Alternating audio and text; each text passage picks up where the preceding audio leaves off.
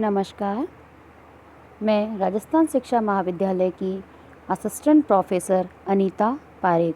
विद्यार्थियों, आज मैं आपको बीएड प्रथम वर्ष के 5th पेपर अध्ययन क्षेत्र एवं विषय अवबोध के यूनिट 1 का टॉपिक पढ़ाऊंगी। यूनिट 1, अनुशासनात्मक ज्ञान का अर्थ एवं परिभाषा।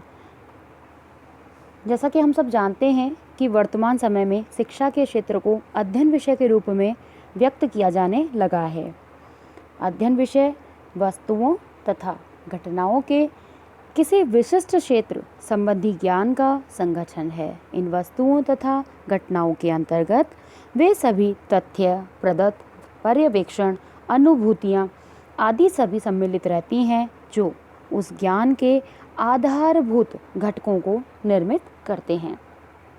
कोई ज्ञान किसी अध्ययन विषय के क्षेत्र में आता है या नहीं, इसका निर्धारण करने के लिए आधारित नियम एवं परिभाषाएं निर्मित की जाती हैं।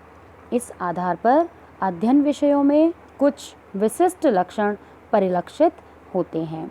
प्रत्येक अध्ययन विषय का अपना इतिहास होता है, परंपराएं होती हैं और यही बात उसकी संरचना तथा उसके नियमों के निर्धारण के लिए उत्तरदायी होती है। शाब्दिक रूप से डिसिप्लिन अंग्रेजी भाषा का शब्द है जिसकी उत्पत्ति लैटिन शब्द डिसिप्यूलस से हुई है, जिसका हिंदी में अर्थ है सीखना या आज्ञा पालन। कुछ शिक्षाविदों का मत है कि डिसिप्लिन शब्द अंग्रेजी भाषा के डिसाइपल शब्द से उत्पन्न हुआ है तथा डिसाइपल का अर्थ होता है शिष्य या छात्र। डिसिप्लिन शब्द की उत्पत्ति को डिसिप्लिना से भी माना जाता है जिसका अर्थ होता है अध्यापन।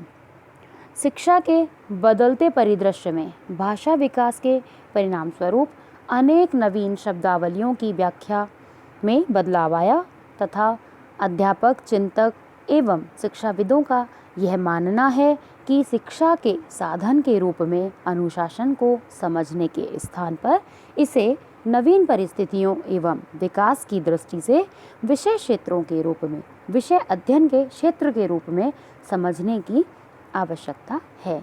इस तरह अनुशासन मात्र चेतना पर आधारित नहीं है, इसका क्षेत्र समाज, देश व संपूर्ण विश्व के विकास से जुड़े विभिन्न आधारों से है।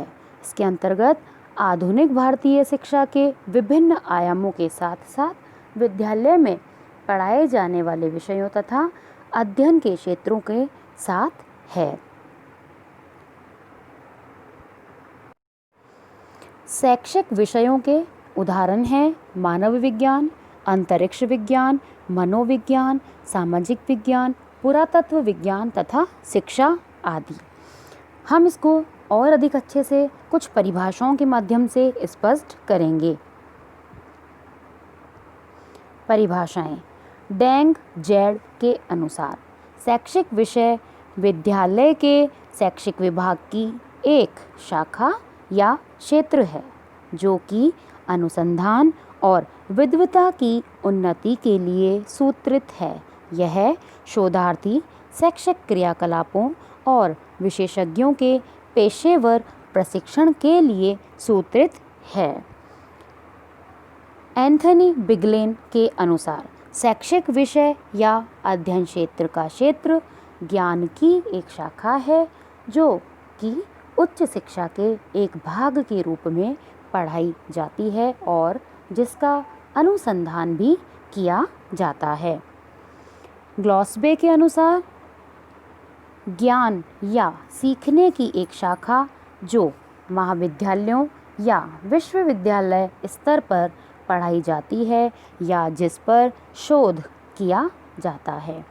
इन परिभाषाओं को जानने के बाद इन परिभाषाओं के आधार पर हम यह कह सकते हैं कि प्रत्येक विषय की अपनी अध्ययन एवं अनुसंधान विधियां होती है जो दूसरों से पृथक होती है या दूसरों से अलग होती है। यानी प्रत्येक विषय अपनी अनुसंधान विधियां रखता है।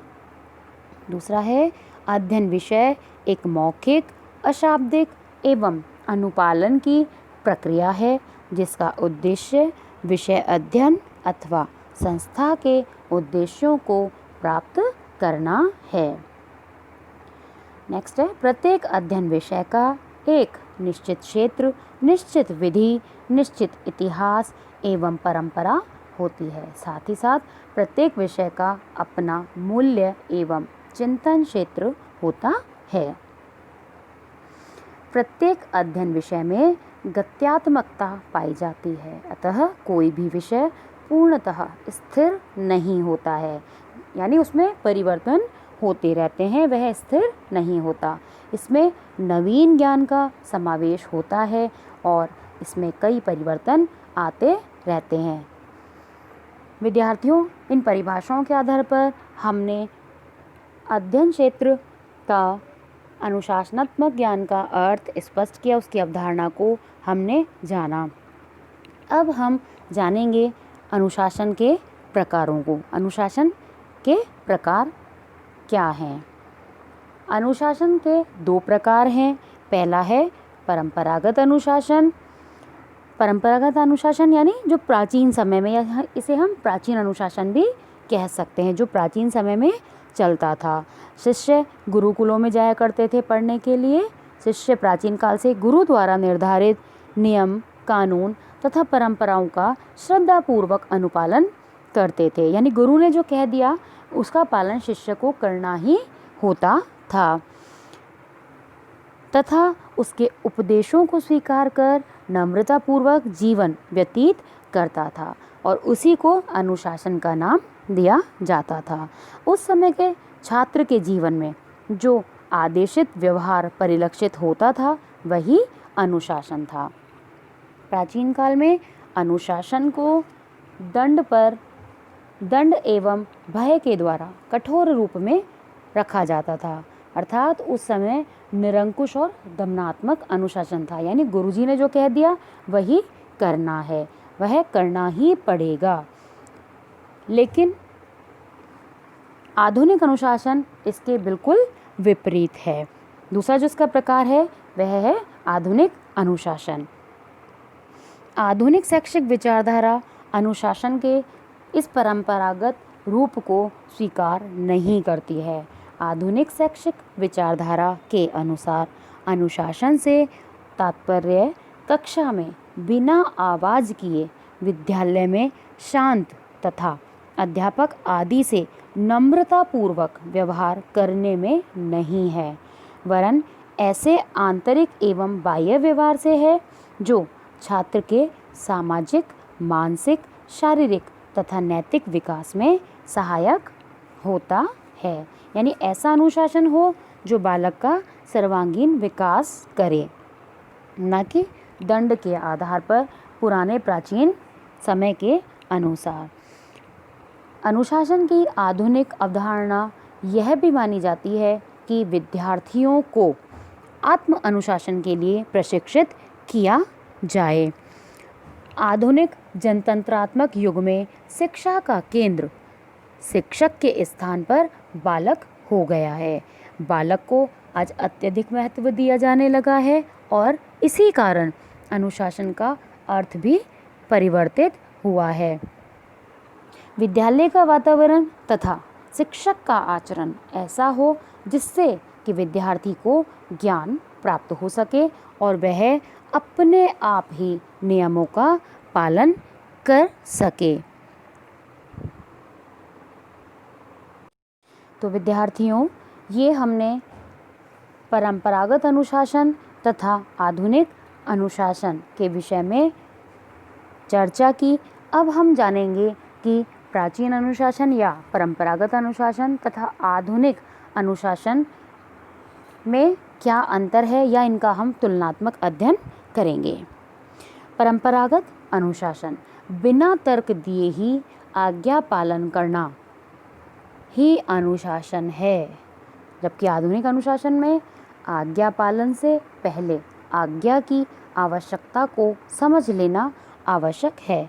यानी प्राचीन समय में गुरु जब आदेश कर देते थे तो शिष्य बिना किसी तर्क के, बिना इफ बट किए उस आज्ञा को पालन करता था और यह आज्ञा पालन करना ही अनुशासन कहलाता था। किंतु वर्तमान समय में, आधुनिक समय में आज्ञा पालन करने से पहले यह जाना जाता है कि इस आज्ञा का पालन हम क्यों करें, इसको करने से हमें क्या अच्छा प्राप्त होने वाला है।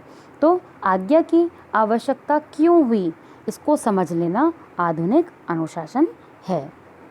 दूसरा है परंपरागत अनुशासन, लादा गया निरंकुशात्मक है। आधुनिक अनुशासन स्वयं प्रेरित आत्म अनुशासन है।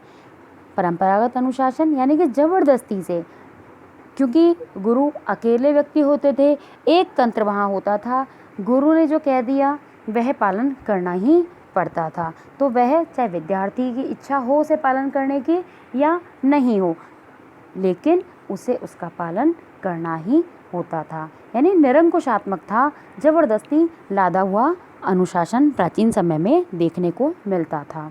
किंतु वर्तमान आधुनिक समय में अनुशासन स्वयं प्रेरित आत्मानुशासन होता है। यानी बच्चा स्वयं की इच्छा से अनुशासन में रहता है। विद्यालय विषयों के माध्यम से, विद्यालय क्रियाकलापों के माध्यम से उसमें ऐसे गुणों का विकास किया जाता है कि बालक स्वयं ही आत्म अनुशासित रहना सीख सके। तीसरा है अनुशासन अधिकारी द्वारा स्थापित किया जाता था। दूसरी तरफ अनुशासन का विकास व्यक्ति स्वयं करता है। परंपरागत अनुशासन में, जैसा कि मैंने गुरु के लिए बताया कि प्राचीन समय में शिष्य गुरुआश्रम में रहते थे और गुरुआश्रम में रहते हुए शिक्षा ग्रहण करते थे, गुरु की आज्ञा का पालन करते थे। तो जो अनुशासन स्थापित करने के लिए अधिकारी हुआ करते थे वे गुरु हुआ करते थे। यानी प्राचीन समय में अधिकारियों द्वारा या किसी बड़े व्यक्ति के द्वारा अनुशासन स्थापित किया जाता था।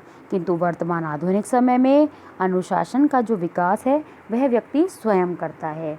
आज आप लोग कक्षा में बैठते हैं, सभी अध्यापक गण आपको पढ़ाते हैं, तो आप लोगों को हम ये थोड़ी कहते हैं कि आप अनुशासित रहे, आप स्वयं अनुशासित रहते हैं। क्यों? क्योंकि आपके अंदर विषयों के माध्यम से अनुशासित रहना आपको सिखाया गया है। आपके अंदर वो सभी गुण विकसित कर दिए गए हैं जिसके माध्यम से आप स्वयं अनुशासित रहना सीख गए, आप स्वयं प्रेरित होकर के अनुशासन में रहते हैं। नेक्स्ट है अनुशासन कक्षा कक्ष तक ही सीमित था, इसका क्षेत्र संकुचित होता था।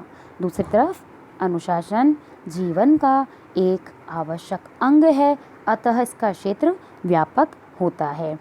प्राचीन समय में सिर्फ बच्चा जब तक गुरु आश्रम में रहता था, गुरु जी की शरण में रहता था, तब तक ही अनुशासन का पालन करता था और उसका क्षेत्र एक संकुचित क्षेत्र था। लेकिन वर्तमान समय में अनुशासन जीवन के प्रत्येक क्षेत्र में काम आता है। प्रत्येक जगह हमें अनुशासित रहना होता है, चाहे वह समाज हो, चाहे वह विद्यालय हो। तो अनुशासन आज हमारे जीवन का एक आवश्यक अंग बन गया है और इसका क्षेत्र व्यापक हो गया है। परंपरागत अनुशासन में अगला है दमनात्मक अनुशासन, यानी विद्यार्थियों की इच्छाओं को दमन कर दिया जाता था, उनसे ज़बरदस्ती आज्ञा का पालन करवाया जाता था। यदि वे ऐसा नहीं करते थे तो उन्हें दंड प्राप्त होता था, उन्हें भय दिखाया जाता था। दूसरी तरफ आधुनिक अनुशासन में है सृजनात्मक अनुशासन, यानी अनुशासित रहकर बालक कुछ ना कुछ नवीन सृजन करता रहता है। नेक्स्ट है अनुशासन छात्रों को उदास करता था एवं वातावरण को नीरस बनाता है। दूसरी तरफ वातावरण सरस एवं रोचक बनाता है। विद्यार्थियों, हम ज़बरदस्ती किसी के साथ अनुशासित रहने के लिए हम उसको नहीं कह सकते, किसी को भी हम ज़बरदस्ती अनुशासित नहीं कर सकते।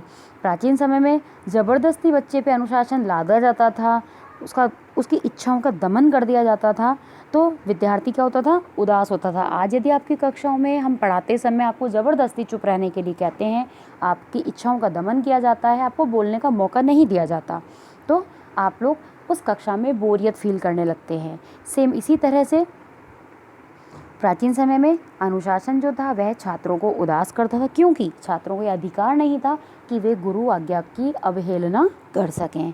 और ऐसे माहौल में क्या होता था, जो वहाँ का वातावरण होता था वह बिल्कुल नीरस हो जाता था। बालक में कोई सृजनात्मक शक्ति का विकास नहीं होता था। उसे जो गुरुजी ने कह दिया बस वह वही कार्य करता था, वह कुछ नवीन कार्य स्वेच्छा से नहीं करता था। आधुनिक अनुशासन में इसके विपरीत होता है। वातावरण सरस रहता है, रोचक बनाता है, क्योंकि इसमें विद्यार्थी और शिक्षक दोनों आपस में अपने विचारों का आदान प्रदान करते हैं। विद्यार्थी की चिंतन शक्ति का विकास होता है, विद्यार्थी कुछ नवीन सृजन करना सीख जाता है। तो विद्यार्थियों, मेरे आज के इस वीडियो में आप लोगों ने जाना अनुशासन का क्या अर्थ होता है, क्या उसकी अवधारणा है, तथा अनुशासन के प्रकार क्या हैं, और इन दोनों में हमने तुलनात्मक अध्ययन का ज्ञान प्राप्त किया। अगले वीडियो में आपके साथ दोबारा मुलाकात होगी। तब तक के लिए धन्यवाद।